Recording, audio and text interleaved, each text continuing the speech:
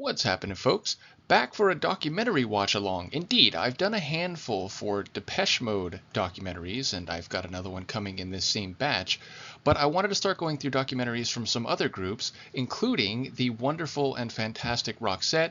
Of course, thank you to all the Roxers who've been following my audio journey through their material, but I wanted to give a special shout out to Michaela, who provides me with all sorts of music, supports me on Patreon, is a constant fixture in the comments, and is just so greatly appreciated.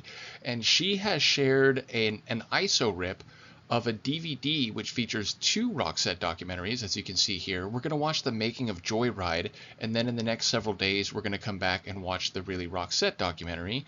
So I'm very excited for this. There's also documentaries from other groups that'll be coming in subsequent weeks and months. So yes, I really do want to continue with the not just music reactions as well as the show and movie watch-alongs, but doing some documentary watch-alongs for groups that I've been deep diving on in audio form. People will know I've become a huge fan of Roxette, and indeed, the day after I shoot this, my plan is to not only do the fortnightly Roxette reaction, maybe a Marie reaction as well, but also to start the pair solo journey reactions, which I know people have been waiting for a while. Shout out to Jeebus, I feel like he's been waiting in particular for that. But yes, so Joyride, 1991 album, I believe their third album, and the second, or the first after the international breakthrough of Look Sharp. So I do remember people saying that they were still located in Sweden at this point, even though after such an international breakthrough, there was an idea that like, oh, you guys should come to LA, or at least, to the US and start working with American producers. But I believe this was still produced in Sweden, if I'm recalling correctly, and I'm sure I'm about to find out some details about that. As I look at my bubble, oh yeah, I'm just about in real time. Well, let's take advantage of this. It doesn't happen all that often. Indeed, a lot of times when I do music video reactions or longer watch-alongs, my video bubble in the corner is notably delayed, so I'm very excited about that. Let's give it a watch. This is a documentary for Roxette called The Making of Joyride.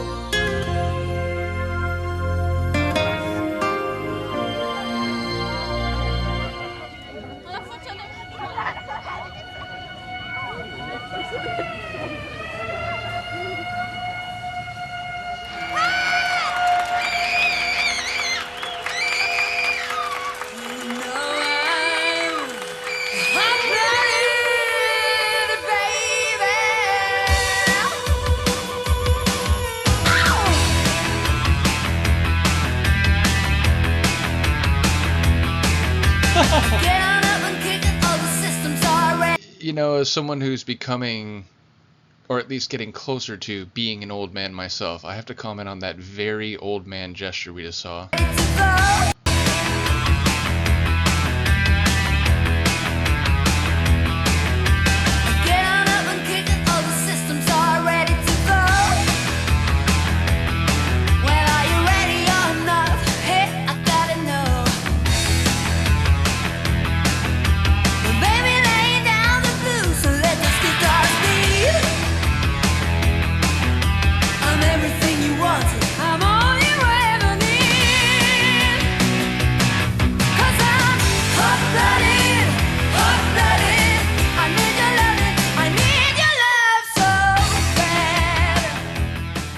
Why do you think the LP has been so successful all over the world? What were the ingredients that made it so?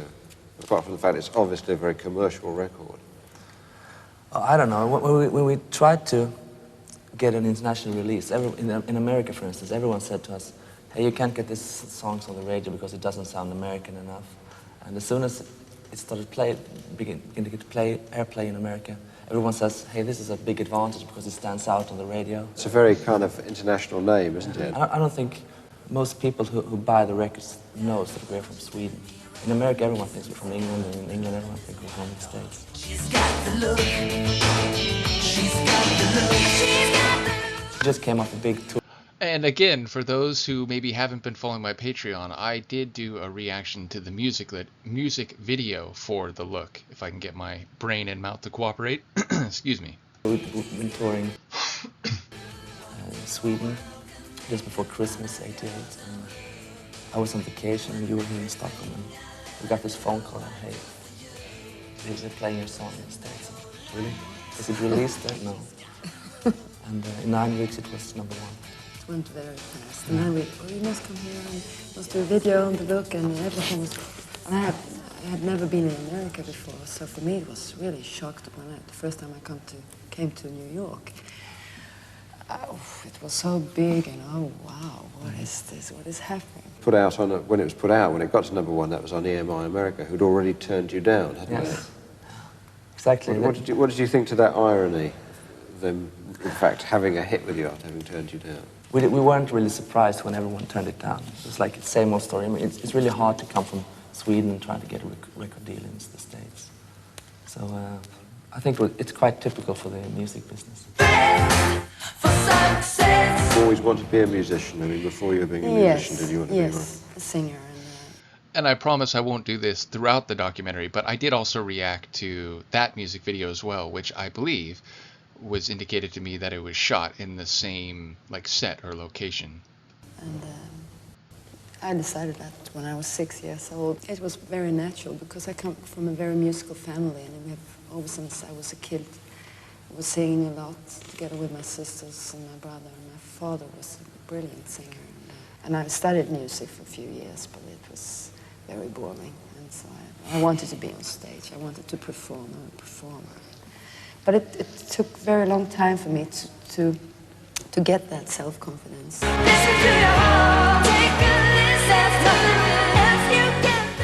What about you, Per? I mean, how did you get involved in music in the first place? At a very early age, 6, 7 years old, I really became a pop freak, you know. Everything. I started collecting records and what did your father do? He was a plumber.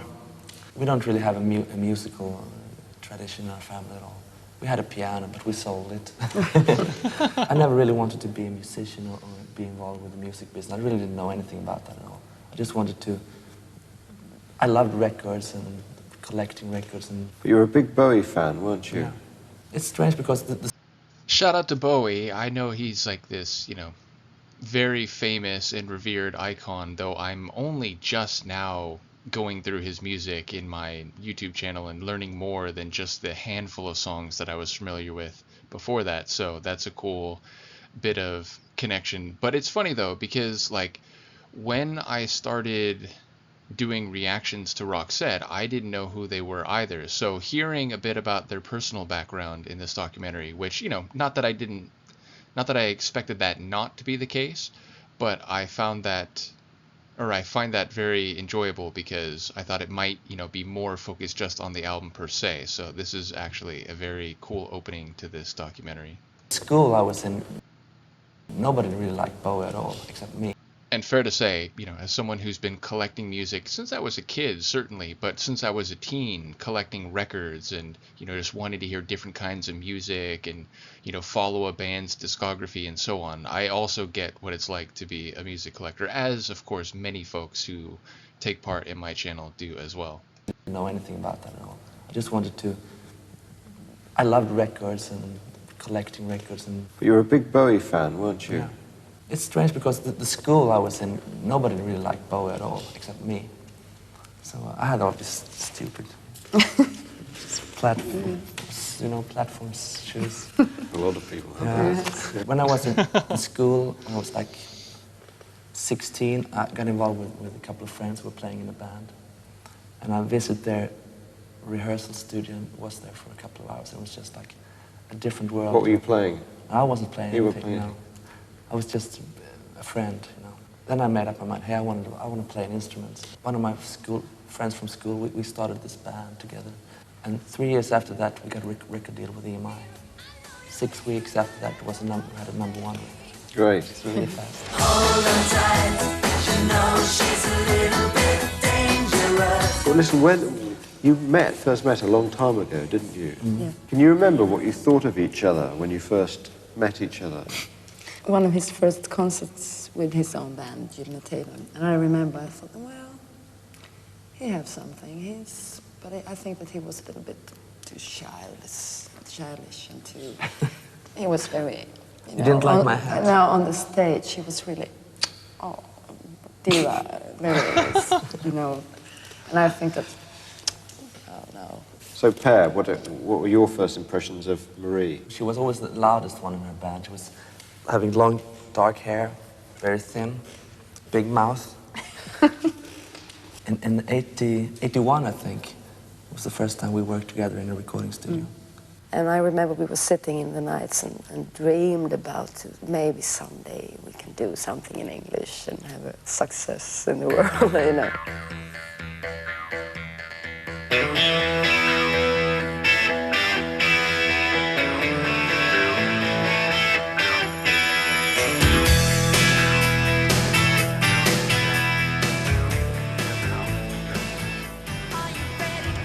We are just now passing over Hamburg. We are proceeding Frankfurt, Zurich, over the Alps to Nice, and estimate to land in 1 hour and 40 minutes at 2 o'clock. I hear your footsteps like you're walking. I hear your voice like you're talking to me. I can reach every moment, every caress, like I'm living a dream down to the bone. Go little darling. Oh, I remember you. Feels like it was yesterday. I remember you. You got me running back again.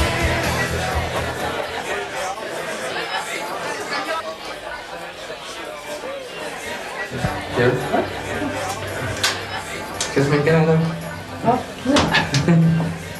Tack.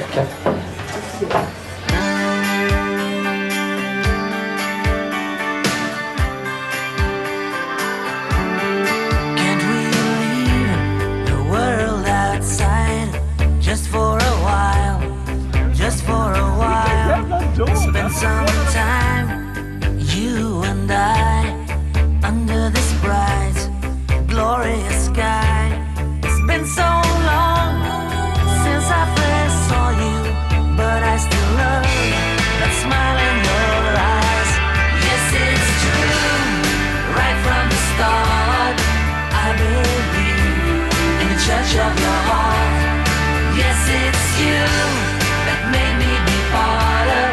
I believe in the church of your heart, in the church of your heart.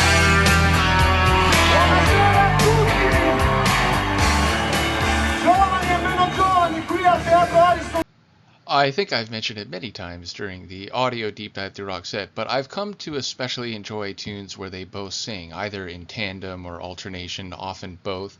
There's something about those songs that really stand out to me, so Luca is attacking my feet. I may have to do something about that. But yes, again, I just love songs where we hear both of them on vocals. I'm here for it, it's me. A very popular band! Un gruppo molto famoso! Roxette! Wow!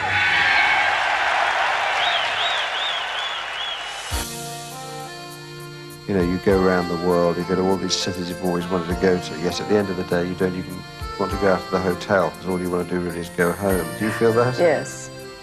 It's so strange. A few years ago, when you have been working very hard here at home, and then you have maybe 2 weeks vacation, you think, oh, how long to go to Canary Islands and be in the sun. But now, when we have a week off, really just want to be at home. It's very exhausting in a way, but on the other hand, it's a dream come true. The problem is that the dream isn't really what you dreamed about before. Maybe in Milan or somewhere in the world. Ciao ragazzi. Stefano from Tutto Magazine. So, I mean, is it difficult for you making this new record? I mean, are you apprehensive about how it will turn out after the colossal success of Look Sharp?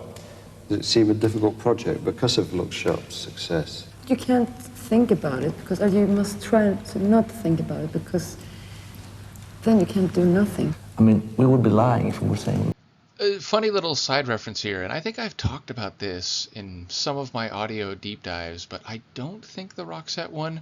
I remember seeing an interview with the comedian and, showrunner Larry David, who was the main, brain behind the Seinfeld show and, of course, Curb Your Enthusiasm.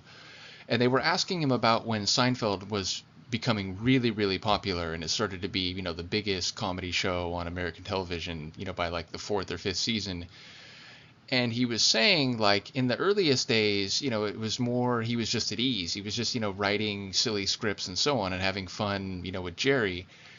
And he said that once it became a really big thing, he started to stress out, because if an episode was really popular, he'd get this perception that there's nothing I can write that's going to be better than that. That was so good. I don't think I could ever write another episode that's better than that. And he would sort of get a little too much inside his head and had a bit of writer's block sometimes, because he was so pressured, or he felt the weight of their previous successes with episodes of the show, that it was hard for him to write new ones. Now, eventually, he just sort of learned to look past that and just to, focus on the upcoming episode. But I always remember that, it's you think that having a success would make you more confident, but at least for some people, having success does make them a bit more worried about how am I going to follow that up? How am I going to make something that people are going to think is as good or even better than that? But I like the way Marie says, well, you just, you can't look at it like that. You have to focus on the new thing that you're doing and not always think of it in the context of what you've already done. Look Sharp. Does it seem a difficult project because of Look Sharp's success? You can't think about it, because you must try to not think about it, because then you can't do nothing. I mean, we would be lying if we were saying we weren't working under pressure. I mean, it's a big pressure. But maybe the greatest pressure is, the fear of the pressure, in fact. Yeah. You're not going to take 12 months to make this record. No.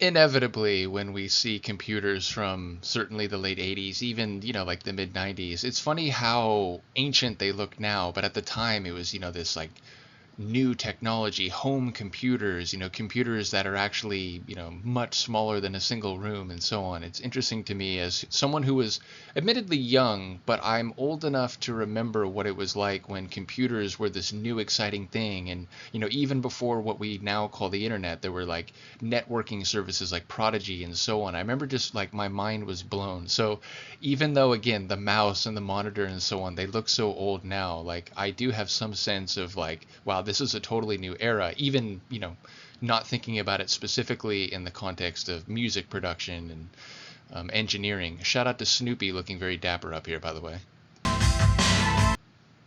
Who's MP Person? That's a guy which I have the studio in Halmstad with. I've been working with him since 1977. We formed the Gyllene Theater together a long time. Oh! We still. So that's how it's pronounced. Okay, again, people who know my Roxette reactions know that I was very uncertain as to how that would be pronounced. Now, I'll need to hear it a couple more times before I can successfully emulate it, but at least I did get a listen right there. Luca, what are you doing? Again, I may have to feed her in a minute, but let's try to do a few more minutes before I do that. I have the studio in Halmstad with. I've been working with him since 1977. We formed the Gyllene Theater together a long time ago. We still write songs. He's contributed with a couple of songs for the new album as well. He co-wrote Listen to Your Heart, for instance.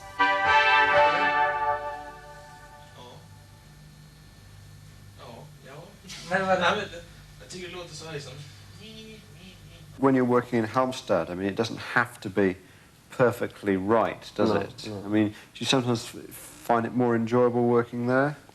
It depends. Yeah, sometimes it's more enjoyable because you have this idea and you I can phone Mats almost in the middle of the night saying, hey, I got this idea, I have to go to the studio.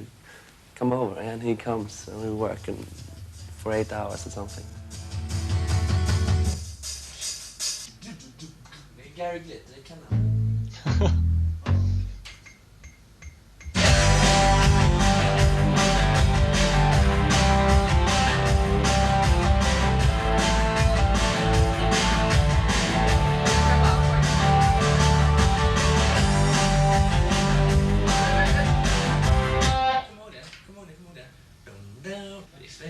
När du tar grundtonen på C, när du går ner. Over the years, when I'm going to the studio to make a demo, I always find myself being less prepared all the time because if I'm less prepared, I won't get disappointed. You know what I mean? I have the lyric and I have the chorus, but I don't have the arrangements. I just fiddle about and see what happens.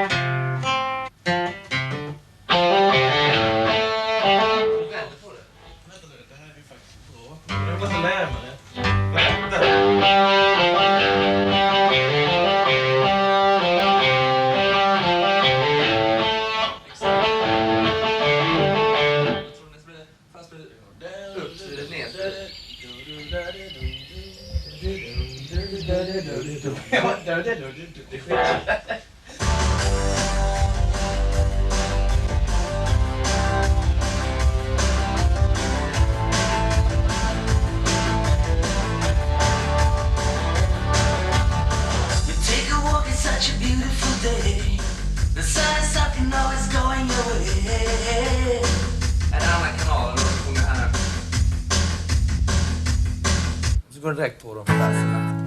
Take a walk, it's such a beautiful day. The sun is up, you know it's going your way. Big Love is...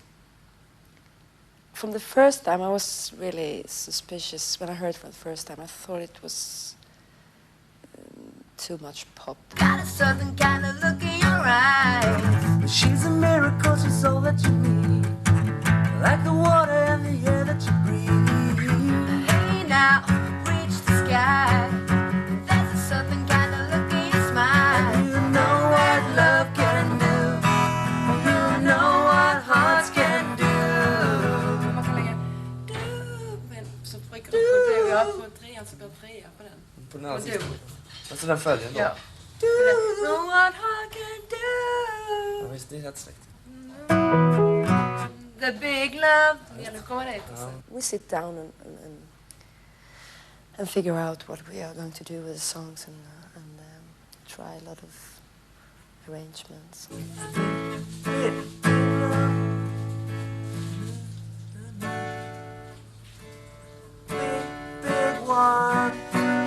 Istället för att sjunga en sån där allsångsrefräng så gör man någonting sånt, typ talande, någonting sånt på pukpartiet. Alltså man gör en refräng utan musik. It's taking the wheel. The big love. Ja, men här. The big love. Lite rap. Big love. Ja, man kan ha en massa konstiga ljud, kaffekoppar och sånt som skramlar. Och bara helt massa ja, men sån här karneval. Men det är underbart om du har den karaktären på The big love. Ja, det kan du. Sometimes we keep the melody very, very close to the demo. And sometimes she has some good things saying that, hey, this melody sounds not good enough. Can we change this? Or maybe we should improvise the end of this thing here. Maybe we should change the chorus the third time or the fourth time it comes around. It's taking the wheel. The big love. That is always interesting to me. Obviously, or not obviously, but I would estimate that when it comes to pop music more broadly, most songs, or the majority of songs, feature a chorus that stays the same, and it's, you know, the verses that evolve or tell a story in time. But I am always intrigued when a song has a chorus that evolves over the course of the song, even if like the rhymes or the, you know, the rhythms of the lines stay the same. And that's something that, you know, when I hear the first new version, no, Luca, no. When I hear the first new version of the chorus after hearing it originally, it's like my brain immediately like, oh wait, what? That was different than the first time around. Okay, so now I'm on notice, and I'll be listening very intently the next time the chorus comes around. Big lust, small world. It's taking the wheel, The big love, goes out over here. the big lust. Det känns konstigt. Det låter jättekonstigt. Vi måste hitta på en annan. Det var inte bra. Det var inte alls bra. Ingen bra idé. Nej. Måste vi ha pukorna i början? Nej, det var du som föreslog det. Vi ska ha Yngve helt naken. Yngve ska stå naken.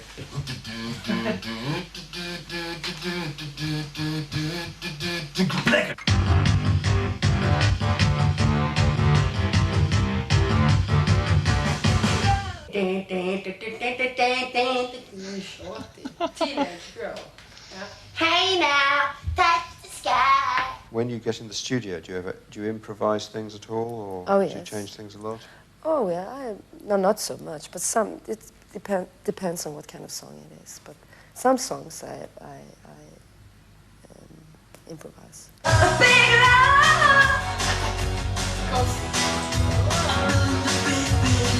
Big love. You know I feel it. Big love. Big love. Big love. Det lät ju mycket tjatigt, va? Ja, Big. Ta den igen med fruktansvärt uttal. Det var ingen bra. Falskt på första. Falskt. Ta den igen. Tråkig. Lite tråkig. Va? Jag ska sjunga nu. Jag vill ha hamburgare. Kan vi inte äta hamburgare då? Det var inte bra. Smile. Nej, vad fan. Är du i huvudet? Fan, kan jag inte sjunga det för? Men okej. Ja, nästa vers då.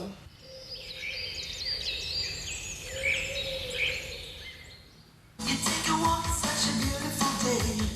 The sun is up, you know it's going your way. Hey now, touch the sky. Gotta certain, gotta look in your eyes. For instance, when I do a demo for Roxette, I always do only one demo, and then I bring them to Clarence and Anders. And so they sort of start all over again. Know what love can do. Yes, I know what hearts can do.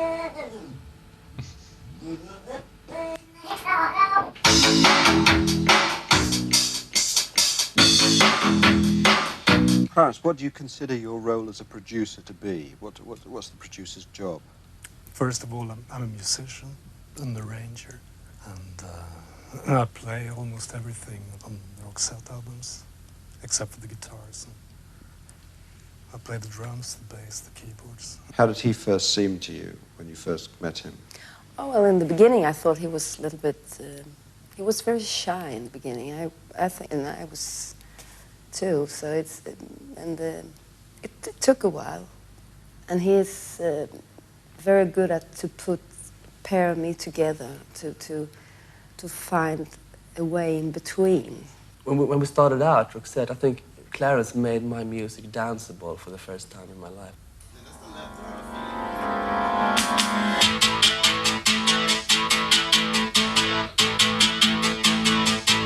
What about Anders? What about his role? He knows everything about technology, and he loves computers. And so I think Clarence and Anders, they really complete each other very, very good. Hur fan vad det är tv-apparater och datorer och syntar överallt? Va? What about Ala? He's great because he's so always so calm. So sometimes you want to shut his face now, but that's good when you work with music, because Per and myself, we really want, everything should be done now. So, to the outsider who comes to a recording studio and sits there for a few hours, it can seem like one of the most tedious jobs in the world. I mean, just it seems like all that's going on is... Anyone who played Tetris in the old school days will surely just have had a nostalgic rush seeing that. The same thing is being listened to again and again and again, and endlessly repeated. It's almost like nothing is happening. Obviously, that isn't the case to the people working there. No, of course not, but I can understand it seems like that. Yeah, it is, sometimes.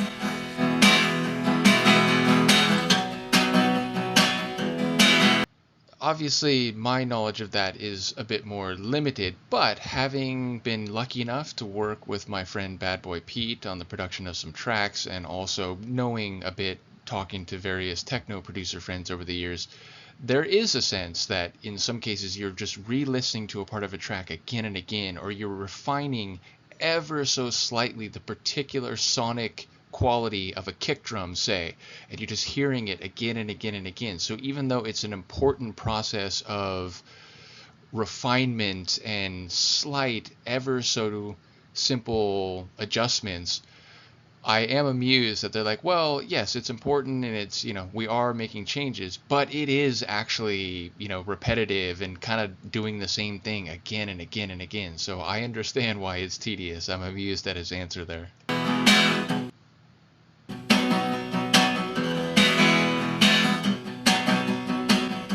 Vad är det för ackord? Hey! Va? Fis-moll ED.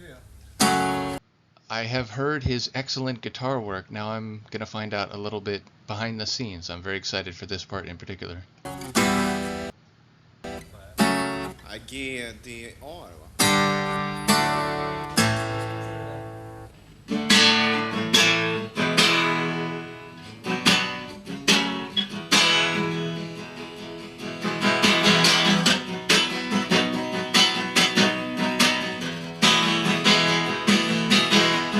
Suddenly we found Jonas a very important part of our sound.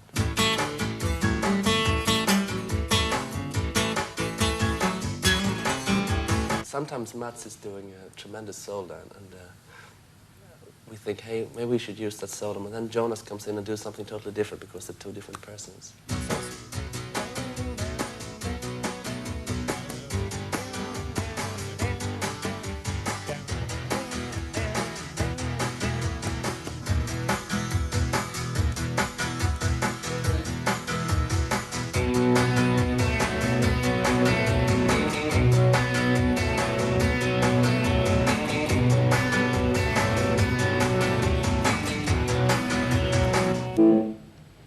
Nej, det var lite stressat på slutet där. Det var ingen band. Mycket bättre ljud, tycker jag. Det är väl lika bra att spela in där det ska vara på en gång. Ska vi göra introt först i och med att det är samma toner? Det kan vi göra. Ja, just det.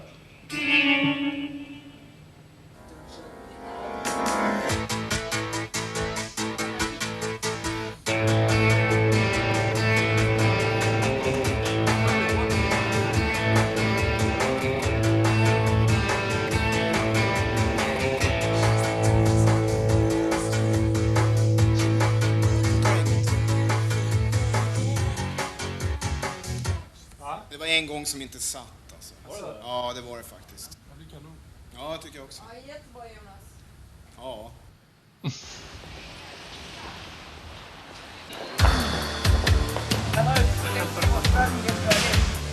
Is this Australia? Hi guys, we're going live. We're in about 30 seconds from now. Okay. And then they're having 2 calls coming out of this, and there'll be a break, and they'll come back with 3 more calls. Roxette. 033 300. Hold on tight. Tonight, via the magic of satellites, we're bringing you probably one of the hottest bands in the world at the moment. Rex have been trying to track them down since they hit the top of the charts this time last year with their first single, The Look. Since then, there's been 5 top 10 hits, including another #1. Of course, talking about Roxette, and Per and Marie are in the studios of Studio 33 at Broadcasting House, Swedish National Radio in Stockholm. Hi, and welcome to the program. Thank you. Thank you. We've got Daniel now listening to Triple M in Sydney. Which question, Daniel? Marie, what's the most embarrassing thing that's happened to you in your career? Well, What a question to ask. That's so funny. I think it was when I started to sing when I was 6 years old, and it was the most embarrassing thing in my whole life. You turned all red? Or what? Yes, I turned all red. It was in front of very old ladies who was having a, kind of a meeting, and my mother, she was one of them, and she had said to them, "Well, I have a daughter. She can sing very well." So it was very embarrassing for me, but it was the first time in my life when I was singing in front of an audience. Let's take another track for it on Roxette. This is Sleeping Single.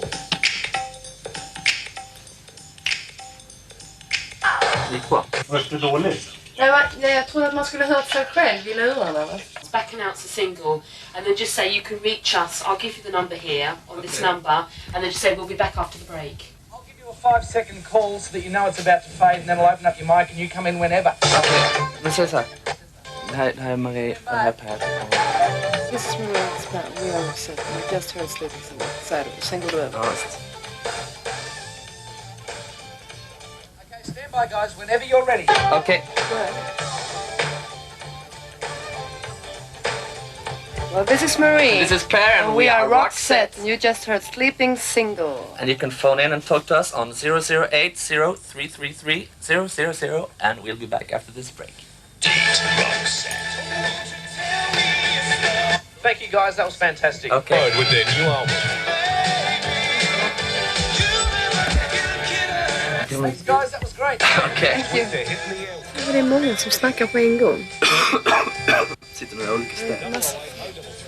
Uff, det var lite svårt. Det var lite improviserat. Ja, det var bra. Det var vinter där. We got Samantha listening to 2D, you and Dubbo with a question. Go ahead, Samantha. Why did you call your album Look Sharp? Don't you like it? Yes, I love it. Okay. While we're talking about titles, do you have a working title for the new album at the moment? Actually not. It's always the biggest problem is always to find a good idea for the sleeve and to find a good title. So we, at the moment we don't. We're working very hard. It's called a new album. With the success that you've had all around the world, has there been any pressure for you guys to move out of Sweden and make your base, say, either in America or England or somewhere else? Yeah, everyone.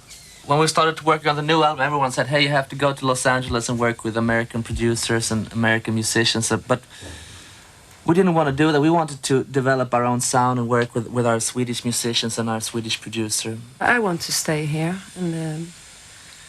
and especially in the summertime here is very, very nice. And Sweden, the whole country is a very beautiful country. So it's nice to you feel safe here, and that's nice. All right, well, listen, thank you very much for your time tonight on Roxette. Thank you. And congratulations on the success of the record. We hope there's many more to come for Roxette. Thank you. Thank you very, very much. Yes. Yes, I'm Potamus. Thanks for doing this. You've been great tonight. It sounded great on radio too. What were the ideas today? Now, the first one is for the National Countdown, and the program's name is Take 40 Australia. Take 40 Australia. Yeah, and if you could say something like, we always listen to it in Sweden. Something stupid. We'll do one in Swedish. Yeah. Can you? Yes, of course we can. Vi säger hej Maria Paris också. Du lyssnar på Take 40 Australia. Du lyssnar på Take. Ja, just det. Säg det på engelska. Okej. Hej allihopa, det här är Marie. Detta är Per och vi är Roxette och du lyssnar på Take 40 Australia. Sounds like we're playing the tape backwards. Thank you. Thank you. Thank you very much. What are you up to today? Back to the studio. Yeah. We're doing some vocals today.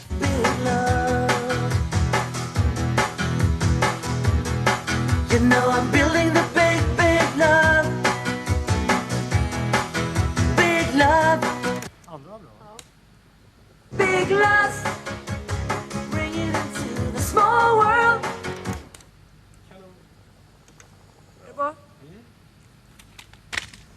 Yeah. Marie writes also, right, of course, but I mean, you write 30 songs to every 3 that she writes, or whatever, you know. I mean, do you feel an obligation to her to kind of put more of her material on the record? Sometimes I do, but in the end, it's down to. I'm not saying that, hey, we have to record my material. It's just that the best material available is going to make the record. And the problem for Marie is that she don't write English lyrics, and also she's never been writing like top 40 material ever. I mean, the solo records she's made has been like slightly different from what Roxette is doing. So it's quite hard. Which, again, I do have a bit of an understanding of, though, to be fair, across the Solo Marie material I've done, there's been at least a few tunes where it's like, oh, I could hear this being a Roxette track, but fair to say, there's been a number of others where it did have a different sound. So I do think I need to finally give Lucas some food. I'll be right back. Hopefully, I'm able to pause this and the bubble will stay in real time. Sometimes when I pause it, it seems to, throw it off or put it out of sync a little bit, but we'll find out. I shall be right back. Okay. It does look like maybe it got a bit out of sync. No, it looks still good, so I'm very pleased. Again, sometimes I do these watch-alongs and my video bubble is like 3 or 4 seconds behind the audio, which thankfully the audio is in real time. That would be much worse if that was out of sync, but I'm very happy when it does sync up like this. For her to write like top 40 material ever. I mean, the solo records she's made, it's been like slightly different from what Roxette is doing. So it's quite hard for her to write like a Joyride or The Look or that kind of song. Does it concern you that Per writes virtually all the material? Well, sometimes I get very jealous. I don't know. Maybe I write too much, so she feels a little bit inferior. I don't know. Sometimes groups break up because people within the groups. And again, like the significance of the title of that pair compilation, and again, major shout out to Michaela, hearing them talk about this, it makes a bit more sense. And, I have somewhat noticed already, and people have talked about it, that the man is just like a songwriting machine. So it's interesting to hear this section of the interview. Wobble over who's writing the songs, who's getting more publishing royalties. Yeah, I know. You don't worry about that. No, I. And, there are cases where I've heard that's been a source of friction. Pretty famously, Aha, there's, a lot of squabbles behind the scenes over the years about songwriting credits and, what deserves a songwriting credit. Like, if you contributed only like a bass line or something, does that deserve a songwriting credit? I do also think of the U2 model, though, where all 4 of them get credited for every song. And, maybe that doesn't work in every band, and maybe in some cases the, producers of the label might have influence, but I do think in an ideal world, that's the best way to do it. Just like, look, if we're a band, if we're writing these songs, even if not every one of us provides the same amount of contribution, it's cool if, we just all get credit so we can just avoid those types of internal conflicts and controversies. But at the same time, I do get it where, like, if someone, doesn't really write lyrics in the English language and the other person is indeed writing, let's say, like 75% or more of the songs, I get why maybe it makes sense to indicate that in the credits. But again, there's just different approaches to that. So as I've gone through these different deep dives, it's been interesting to see different groups tackle that issue differently.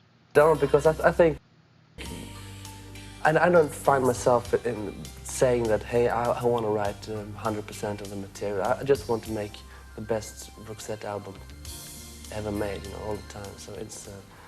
But on the other hand, those songs that she writes, like on the new album, there's a song called "Watercolors in the Rain." I got a very, very old English lyric from Per that I kept for a very long time before I really, dared to work on it, because it feels very strange to write in another language. When it's happening like that, it sort of makes Roxette even better, I think, because it winds up what Roxette is all about even more. So I think she should write a little bit more. That song is a typical how I sound when I write songs. Roxette goes intellectual.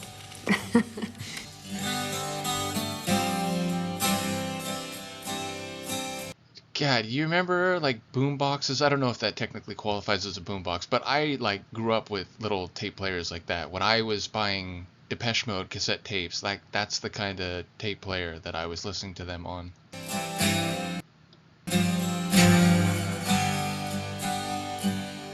Going through the motions, ending up nowhere at all. Can see the sun on my wall, going through emotions, ending up frozen morning with a heart not even broken. Seems I've been running all my life, all my life. Seems I've been running all my life, all my life, all my life, like watercolors in the rain.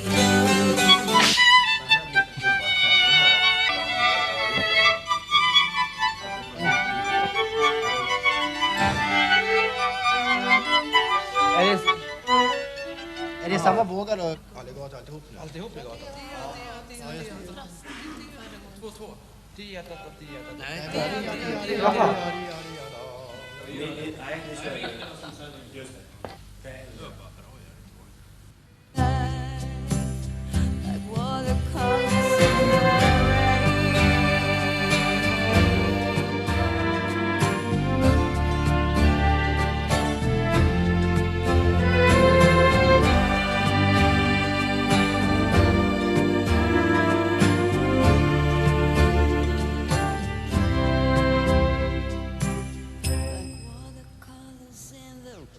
So how do you feel about the fact that, I mean, that Roxette's music is all programmed? I mean, like most music is today, in fact, that it's kind of electronically created.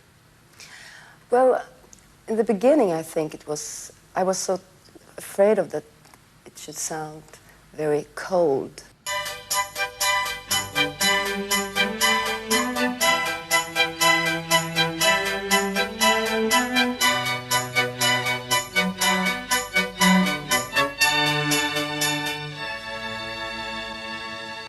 Quick side anecdote and preface to that. So, I think people who follow my channel know that I like everything from, 18th century classical music or even 17th century classical music right up to the most drum machine heavy techno and hardcore and everything in between, meaning I like music all across the natural instrument on one side, electronic equipment on the other side spectrum. But I do think it's an especially interesting question, at this time, right? And, knowing that Depeche Mode, they were part of, they were seen as one of the bands that were heralding the death of the guitar. And then in more recent times, of course, there's many bands who still use synthesizers and keyboards, but combine it with strings and, other natural instruments. I think there's something to be said for both of those approaches, but it is interesting the way in which, by the 80s and, I think even still in the 90s, there was this sense that oh, well, maybe music is more soulless if it's only electronic. But as someone who listens to trance and techno and, Sybient and music that is made with synthesizers, drum machines, and keyboards, I think there can still be a lot of humanity in music like that. So yeah, I think there's something to be said for natural instrument sounds and electronic sounds, and it's more about the creativity that goes into that, not so much, exactly what part or degree or percentage of your music is made by synthesizers and so on. So yeah, it's I think it's an interesting discussion and debate, but I think sometimes more is made of that than needs to be. It's look, if it's good music, it doesn't matter whether it's made with an acoustic guitar or with a synthesizer. It just depends on the creativity of the melody or the arrangement of the track or the ideas and the lyrics and beyond. So yeah, I think it's an interesting discussion, but as I said, I think sometimes there's too much of an emphasis on oh, well, is this too modern and new? Has music lost its soul by becoming more electronic based? And or others who go the other way, it's oh, well, old music is it's a thing of the past, it's all about the most advanced technology. I think there's something to be said for approaches across that spectrum. But it's very important to mix up with warm interest in instrument like acoustic guitars or oboe or something very warm.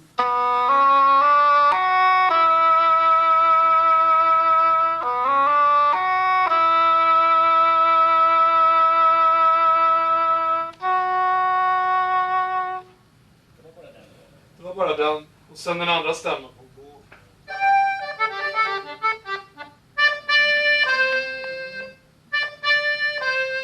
Det ska vara 2D och 2C.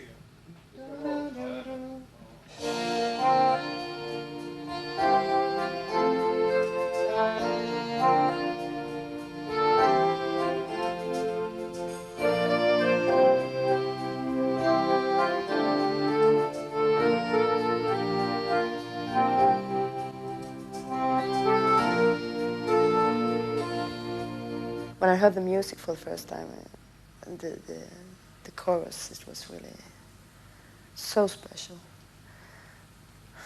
And that's a song that I have dreamed about in the nights. It's crazy. It's really followed me everywhere. It's really a hard song to sing because the range of the song itself, the melody is really, I think 2.5, 3 octaves or something like that. It's really a tough one to sing. I couldn't sing it on the demo. There's no escape for the broken-hearted. There's no return once you've lost your way. I say a prayer now, our love's departed, that you come back to stay and bring the perfect day.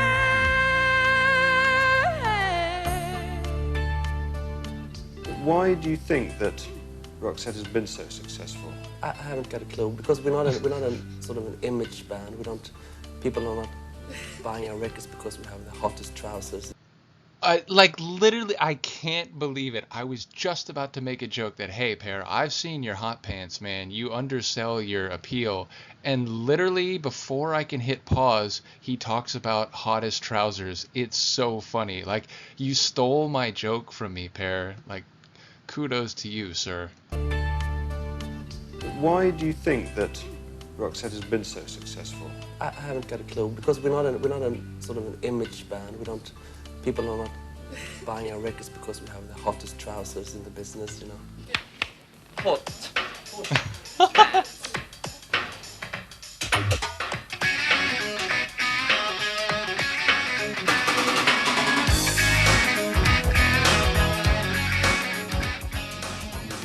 Try to get two of them together. Okay, swing it. More. You do the makeup now? No, but this is just a security taping or just for making it? No, we're going to send this signal to Japan. We will send it. Okay. Now we will do Yeah, we will do it. Yeah. Okay. Actually, what you're doing is you're just miming to it and sort of playback. What does that feel like? I don't like it at all. It's strange to have so many people watching you, and because I think that live performance is communication. It's strange to just mime to your own voice. So we have talked a lot about that, but it's time problems. That's why you do it. They're always so short of time.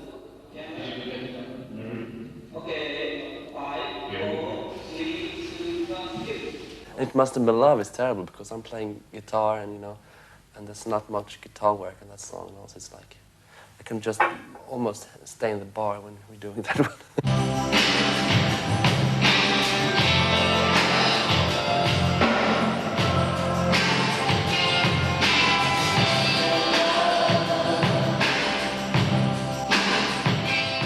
You feel guilty about that, in fact?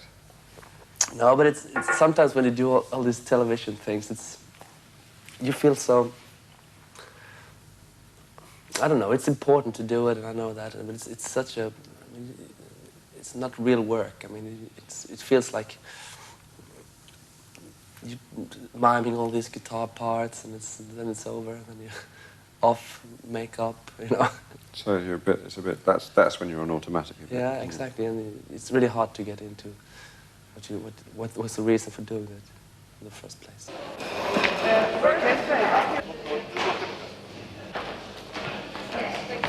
Kom igen då. Du börjar. Nej, du börjar. Börja. Ja. Hi, this is Marie. And this is Per, and we are Roxette, and you are watching X-Large. Die großen 10. Hello, Finland. Rock stop. Playback. Hitline, No TV, Top 40, Video Hits, MTV, Rage, Countdown Revolution. Hey, hey, it's Saturday. So you think the LP is going to be called Joyride? Yes. But have you any ideas for what the cover might be like? Well, the only real idea we have right now is that we want to have a very colorful sleeve, and we want to have quite clear pictures of Marie and myself in some sort of environment, which goes in some way refers to the title. We're going to do some different shots. We're going to do shots in the forest with all these autumn leaves, very goldish and very colorful clothes, as well as doing studio shots. So we haven't really decided the actual environment, what we're going to do. It's going to be a lot of colors.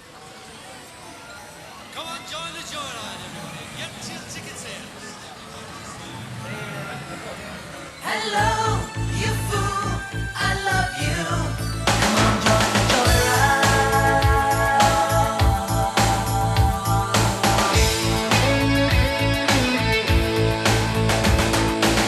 I hit the road out of nowhere. Had to jump in my car. Be a rider in a love game. Following the stars. Don't need a book of wisdom. I get no money talk at all. She has a train going downtown. She's got a club on the moon. And she's telling all her secrets in a wonderful balloon.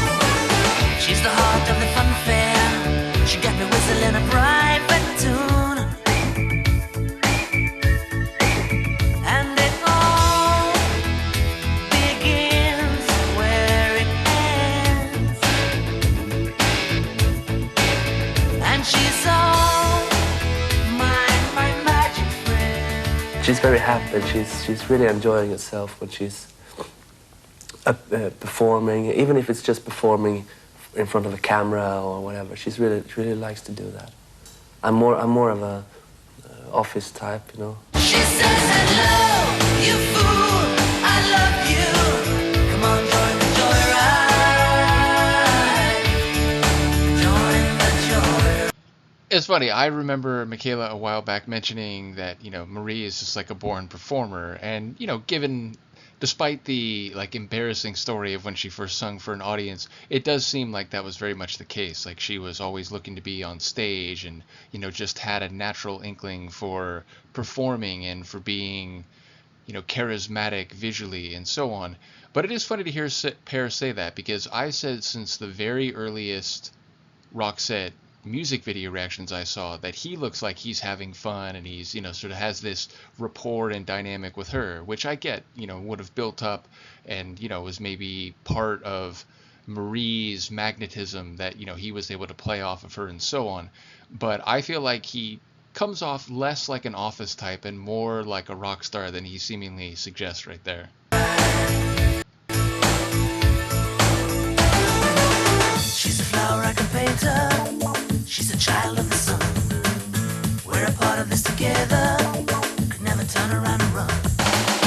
Don't need no fortune teller to know where my lucky love belongs. Won't know, 'cause it all begins again when it ends. Yeah. And we're all magic friends.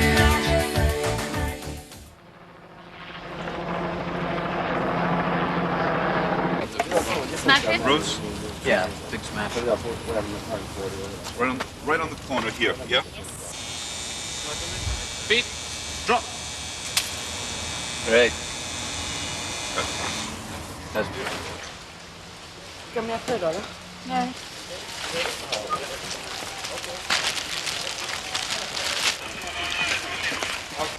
And roll camera.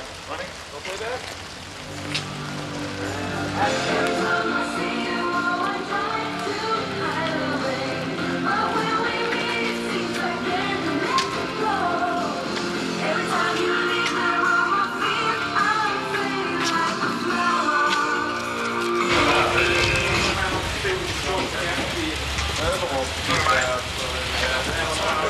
playback! Playback. Yeah.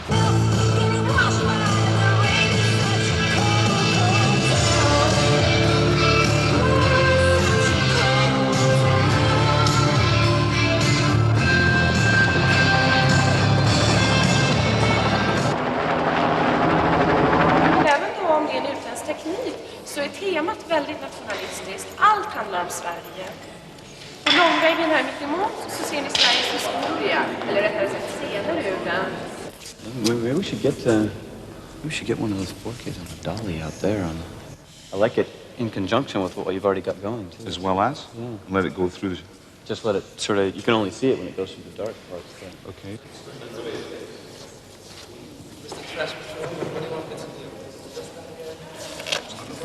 Okay, sound please. Hands running. Take it away.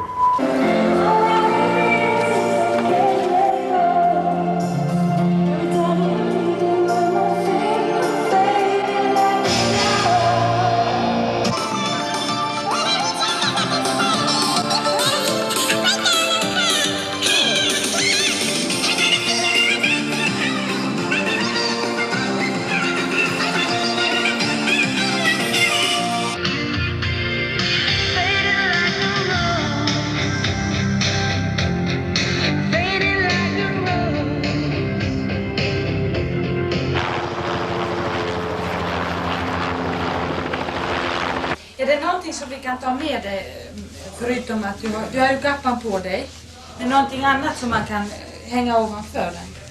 Nej.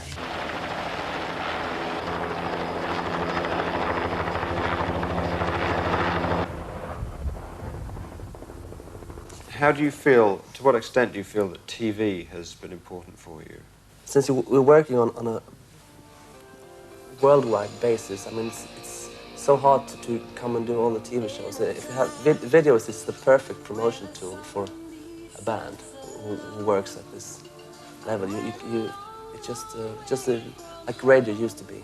And radio, of course, is still very important, but video for us has been very important. I'd say like, you know, good 2 meters in any direction, which means, of course, that you guys could be right together for a moment if you wanted to be. If you wanted to be. You know, it's interesting when they were doing those radio, like transnational radio appearances and, you know, talking about, you know, radio stations where their music was being played in different countries. I was thinking, like, you know, I'm a bit out of the loop in terms of modern popular music, and I know that tracks still get played on radio, but it's a bit different in that, you know, nowadays a lot of radio or like, you know, iHeartRadio and like streaming services where you can pause and so on. And it's not exactly the same, even if, again, there are like what we call here traditional like FM radio stations that still play things in real time. It's sort of a different environment. And even though I was a bit younger than what is sometimes called the MTV generation here in the States, meaning like my older brother, my older sister, like my brother's 9 years older than me, my sister's 12 years older, they were like teens during the 80s.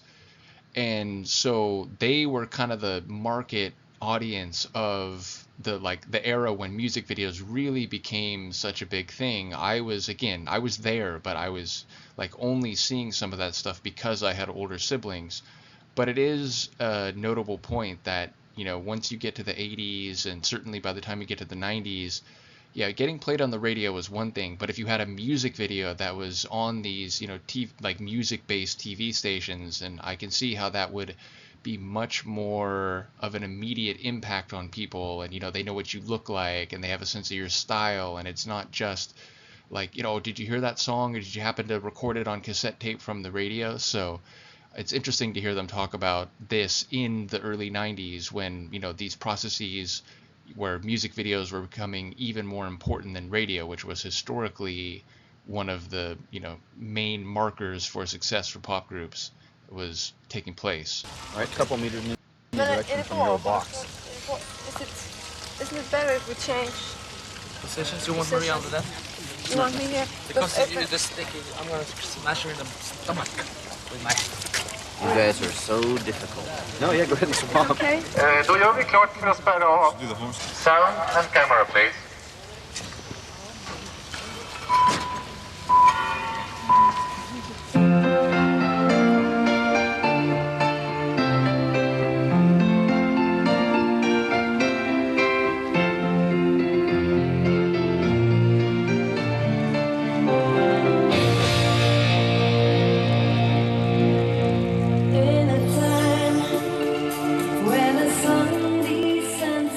do you feel about that form, about the video form?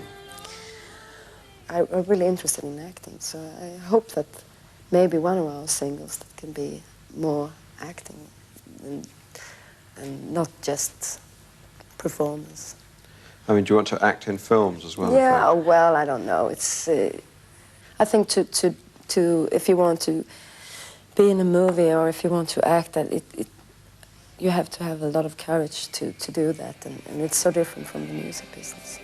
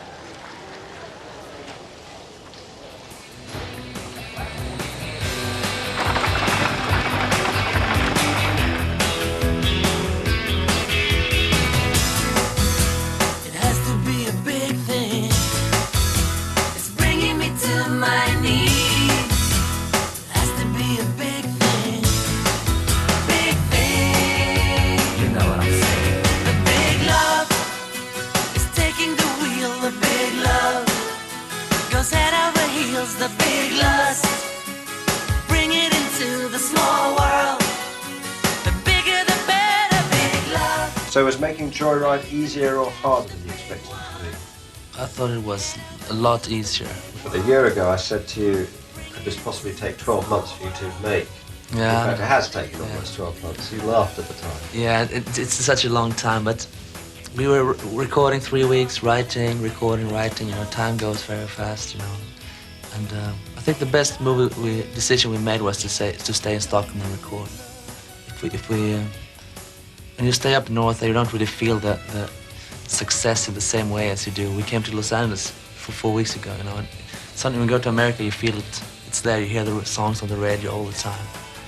In Stockholm, you don't really feel it. You can stay at home, work, be creative, forget about everything else. I mean, one of the interesting things about Roxette is whilst you've been away in this almost 12 months making this LP, the group has actually become much bigger. Yeah, it's true. So that it's all, you know, the public are almost ready, almost primed. It's almost like it's your time to have a new record out. The timing for the Joyride single and the album seems to be perfect. When did you realise it should be the title of the LP then?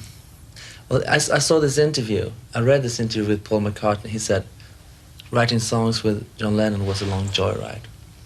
And I said, that's a perfect word. That's a magic word to use. It has to be a song, you know. And and I presented it to Marie and to Clarence, and immediately, that's the name of the album. Yeah, perfect. So when you scheduled to go in the studio again? Who knows? I think that after the sooner tour... than you want, I Yeah, guess. but after the tour we have to have, I think, a half year, 6 month break or something like that. 6 minutes break. What?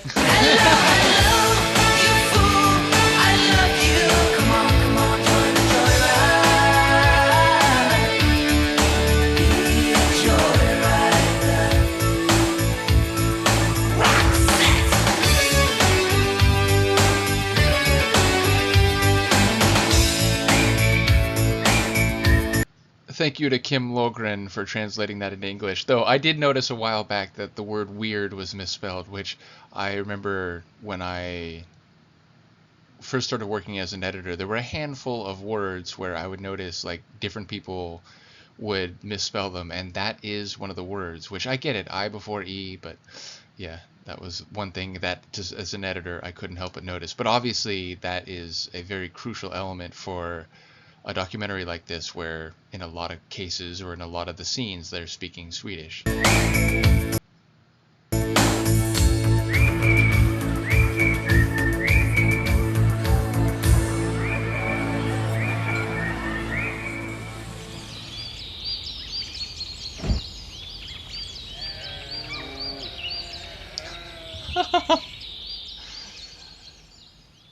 finish with Sounds of Livestock. Amazing. Well, that was fantastic. Oh, and so that's I think the second one just starts right after it. So yeah, that was really fun. I hope you folks enjoyed it. Once again, thank you to Michaela and to all the Roxers who've been following my YouTube. And again, I think a few of you have migrated over to my Patreon, where at least after the first few days, where I tend to post things early access for full members, because I really do appreciate the full members. They contribute to me materially and help the online activities I do in a substantive sense. But after the first few days, my music video reactions go public. And so for anyone who doesn't know, I'd say there's a half dozen, maybe 7 or something Roxette music video reactions already up, and they will continue. As I said, I'll come back for this second documentary soon. So until then, thank you again. As I said, I will continue with the Roxette audio reactions, of course, and Marie and Pear will be starting very, very soon. So I'll see you next time, and thank you very much.